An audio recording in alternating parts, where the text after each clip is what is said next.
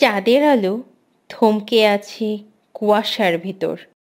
গ্রামের ঠিক শেষ মাথায় দক্ষিণ বাড়ি হাসপাতাল, একটা পুরাতন পরিত্যক্ত ভবন। রহস্যে ঘেরা এই হাসপাতাল গভীর রাত হলেই শোনা যায় বিভিন্ন ধরনের অদ্ভুত আওয়াজ। কখনো অট্টহাসি, কখনো কান্না, আবার কখনো ছন ছন ছন ঘুঙুরের আওয়াজ। একদিন অমাবস্যার রাতে এক বৃদ্ধা মহিলা সেখানে এসে পৌঁছায়। কি অদ্ভুত জায়গা রে বাবা, চারিদিক যেন শ্মশান মনে হচ্ছে। কিছু পথ হাঁটার পর কি কি ব্যাপার? দূরে ওই ভবনটা কিসের? অনেক পুরাতন মনে হচ্ছে। সামনে গিয়ে দেখি তো। বৃদ্ধা যত কাছে পৌঁছায় ভবনটি মনে হয় তত যেন পিছনে চলে যাচ্ছে। হঠাৎই একসময় ভবনটি আলোকিত হয়ে ওঠে, ঘুচে যায় সমস্ত অন্ধকার। এ কি? এটা এটা কি হলো? হঠাৎ এত আলো কোথা থেকে এলো? এত আলো ওই জায়গাটাতে কি কি এমন আছে ওখানে যে চারিদিকে এত আলো ছড়িয়ে পড়লো? বৃদ্ধা এক পা আগাতেই ছন ছন ছন। পেছন ফিরে তাকাতেই বৃদ্ধা আর নেই। বেশ কিছুদিন পর। কেমন আছিস সোহাগী? ঢাকা থেকে কবে আসলি? এই তো বেশ ভালোই চলছে দিনকাল। এসেছি গতকাল রাতে। তা তোর কি খবর? আমার আর কি খবর, বাবার পুরনো ফার্মেসির দোকান, সেটাই চালিয়ে যাচ্ছি। আমার তো আর তোর মতো কপাল নেই রে যে স্যুট পরে অফিসে যাব। তা আমি কোন অফিসে নিযুক্ত হলাম রে? ঠাট্টা হবে কেন রে? ঢাকা বিশ্ববিদ্যালয় থেকে সমাজবিজ্ঞানে অনার্স কমপ্লিট করলি, তোর তো চাকরি কনফার্ম। তোদের যত সব ঠাট্টা। আচ্ছা শোন, আজ সন্ধ্যায় শেফালি, তুই, আমি, রহমত সবাই মিলে আড্ডা দিব, কি বলিস? সন্ধ্যা? কি বলিস তুই? তুই কিছু জানিস না? কোন ব্যাপার বলতো? গ্রামের পরিবেশটা কেমন থমথমে হয়ে গেছে, সেটা বুঝছিস না তুই? তা মনে হচ্ছে কিছুটা। মানুষের চলাচল অনেকটাই কমে গিয়েছে। কি হয়েছে বলতো? কি হয়েছে সেটা ধোঁয়াশা এখনো। আরে কি ব্যাপার সেটা তো বল, চুপ করে আছিস কেন? বেশ বছরখানিক হলো আশেপাশের গ্রাম থেকে যুবতী মেয়েরা উধাও হয়ে যাচ্ছে।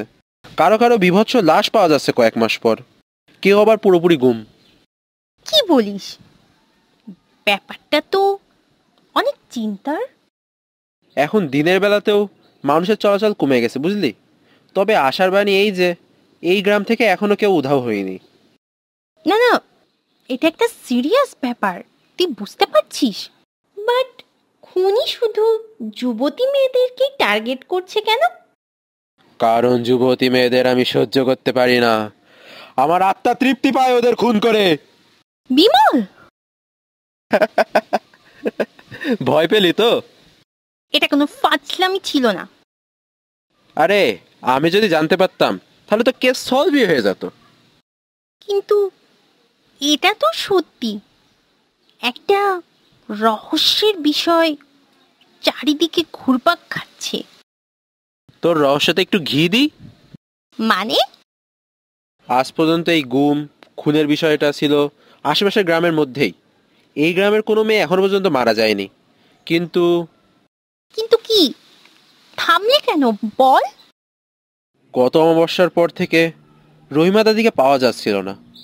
গত পরশুদিন বস্তাবন্দি পচা লাশ পাওয়া গেল, আর পুলিশ জানিয়েছে সেটা রহিমা দাদিরই লাশ। তোর কথা শুনে আমি ভয় পাচ্ছি না, কিন্তু আতঙ্ক হচ্ছে গ্রামের মানুষদের জন্য। সাথে রহস্যের জালটা ভেদ করতেও খুব ইচ্ছে করছে। থাক থাক বন্ধু, কয়েকদিন হলে এসেছিস, তোকে আর রহস্যভেদ করা লাগবে না। পুলিশ আছে এর জন্য, আর এটা চোর ধরার মতো সহজ কাজ না, বুঝতে পারলি? আচ্ছা ঠিক আছে, তাহলে বাড়িতেই সবার সাথে দেখা হবে। বাইরে তো আর সেই পরিবেশ নেই। এখন তাহলে আসি রে বন্ধু, পরে আবার দেখা হবে। ও হ্যাঁ, একটা বিষয়। কি? তোর চোখ, চোখ? চোখ মানে? যদি পারিস চোখটা ঢেকে রাখবি, পারলে মেকআপ পরবি, চোখটা যেন ঢাকা থাকে।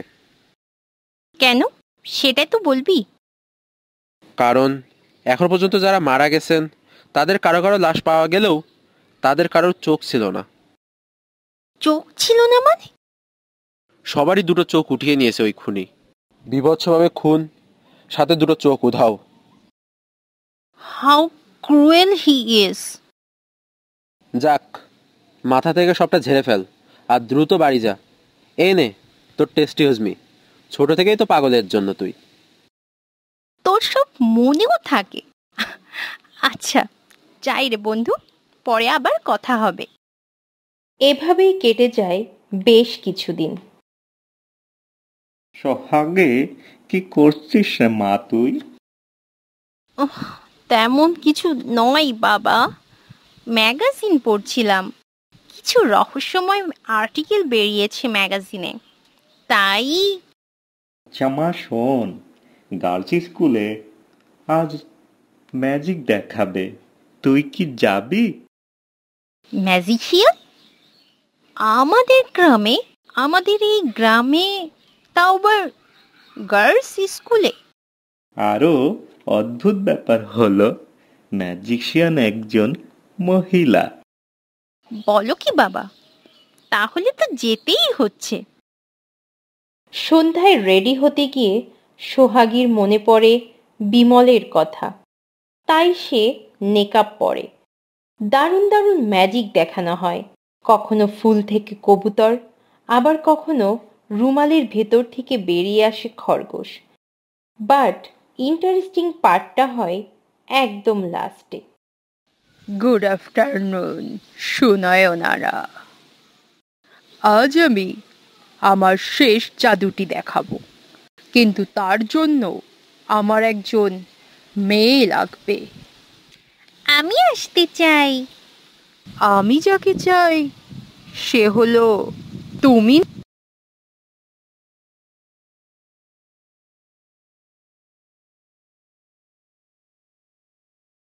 ম্যাজিশিয়ান নওরিনকে নিয়ে জাদু দেখায়, তাকে একটা বাক্সে রেখে কিছুক্ষণের মধ্যেই উধাও করে দেয়।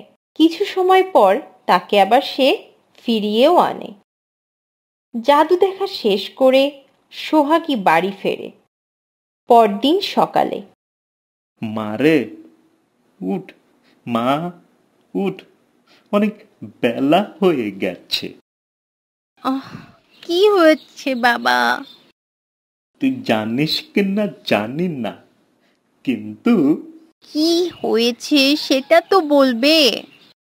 বেশ বছর খানেক হলো গ্রাম থেকে ইয়াং মেয়েরা উধাও হয়ে যাচ্ছে। আমাদের গ্রাম থেকে এখনো পর্যন্ত কারোর কিছু না হলেও আজ আজ? আজ কি বাবা?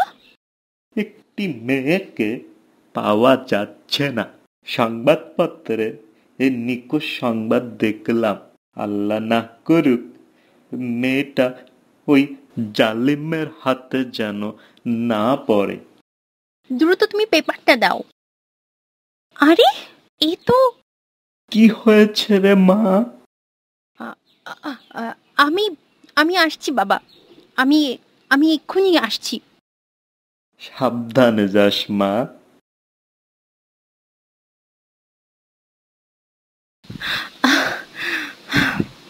আজকের পেপারটা পড়েছিস? কি রে, এত সকাল সকাল তুই এখানে?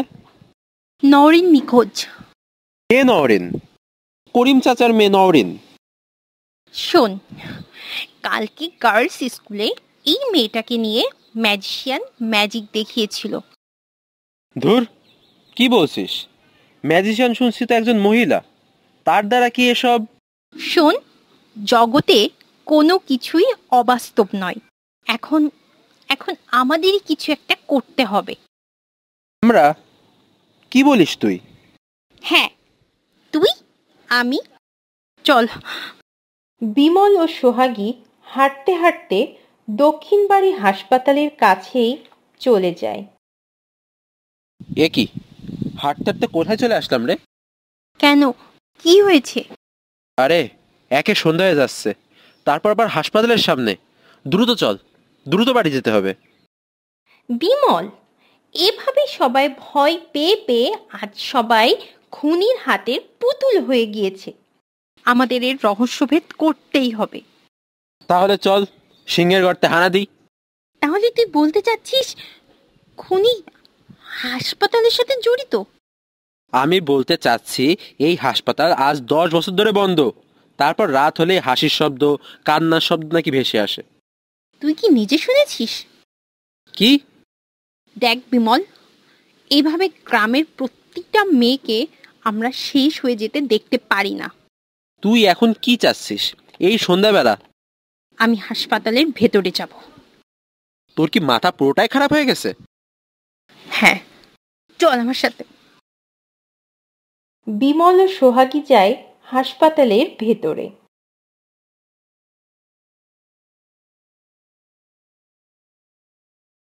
এ কি, ওই ঘরে আলো জ্বলছে মনে হচ্ছে না? হ্যাঁ, তাই তো মনে হচ্ছে, কিন্তু কিন্তু কি? ওইটা তো লাশ কাটা ঘর। এখন ওইখানে? বিমল, ওই সব ভাবার এখন আর সময় নাই। বাঁচলে বাঁচবো, না হয় মরবো। দরজাটা কি ভাঙবো? সেটাও কি আমি বলে দেব, ইডিয়েট? ওকে ওকে, ভাঙছি। দরজা ভাঙার পর দুজনেই অবাক দৃষ্টিতে তাকিয়ে রইল। আল্লাহ, আমি আমি নিজের চোখকে বিশ্বাস করতে পারছি না। রহমত, তুই? এত কিছুর পেছনে তুই? হ্যাঁ, আমি আমি আমি ভালোবেসেছিলাম সুনয়নাকে 5 বছর আগে। ওর চোখ আমাকে পাগল করে দিয়েছিল, কিন্তু ও আমার সাথে বিশ্বাসঘাতকতা করে, আমাকে কষ্ট দিয়েছে। তাই এই চোখ আমাকে পাগল করে দেয়। জগতে যত সুনয়না আছে, এই একই চোখ, তাদের সকলকে আমি এভাবেই শাস্তি দেব। রহমত তখন অন্য সেন্সে থাকায় পুরনো কথা বারবার সে বলতে থাকে, আর এই কারণে পুলিশ খুব সহজেই রহমতকে ধরে ফেলে।